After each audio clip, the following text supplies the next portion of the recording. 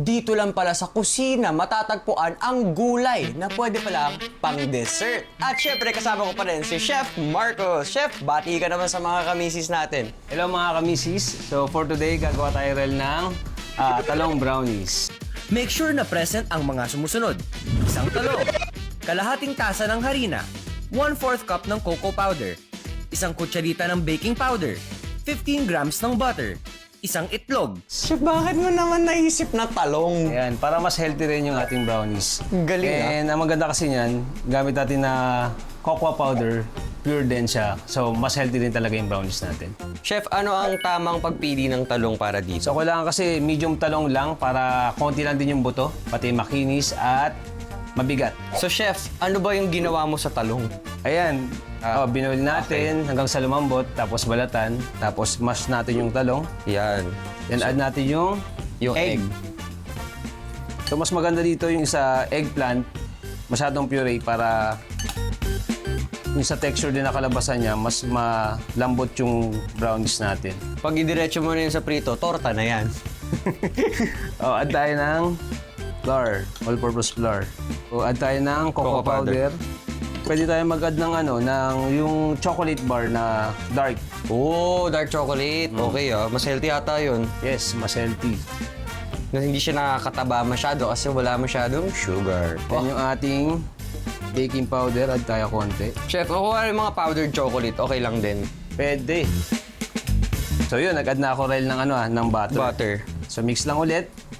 Chef, ano kitchen diskarte natin? Kasi wala naman tayong oven eh. Di ba dapat oven pag baking o kaya microwave? Yes. So ang gagawin ko lang, bali nagpakulo na ako ng tubig dito. Okay. Tapos add lang tayo yung mga cylinder sa loob. So parang steam. Yes, pakulo tayong steamer. Tapos add natin tong Pwede pala Omelette yun. steam na lang natin. So nag-add na rin pala ako ng sugar dito. Tapos paano magiging shape nito, Chef?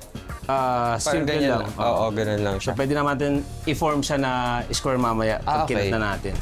Ayan. So maganda kasi ang talong na brownies because low in calories, mas mataas pa sa fiber. So mas healthy yan para sa mga sistema natin. Pwede tayo mag-add dito ng mga nuts kung gusto niyo rin. Pang-add ng texture, Grabe, no? flavor. So add na natin siya dito sa pan. Tapos mga how long siya ipapasteam, Chef? 10 to 15 minutes. 10 to 15 minutes. Tutusukan natin sa toothpick. Pag Okay. hindi na soft yung lumalabas sa toothpick, okay na yung brownies natin. Okay. So, tinutpick lang natin. So, okay na yung ating brownies kasi wala naman dumikit na So, luto na siya. Okay. Pwede na natin siya tanggalin dito. Tapos palamigin lang natin. So, pag malamig na, pwede na tayo mag-add ng caramel or chocolate syrup. So, Yun lang pala, tapos no? nuts, pwede pa tayong maglagay ng nuts dito or yung coconut para pang-add ng flavor and color din.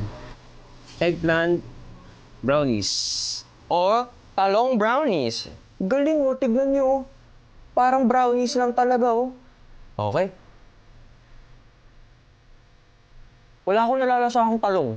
Wala! Chef, parang di ako magigilty kainin to Hindi siya ganun katamis. So, nagpapatamis talaga yung toppings niya. Okay lang. Okay lang. Hindi siya masyado nakaka-guilty.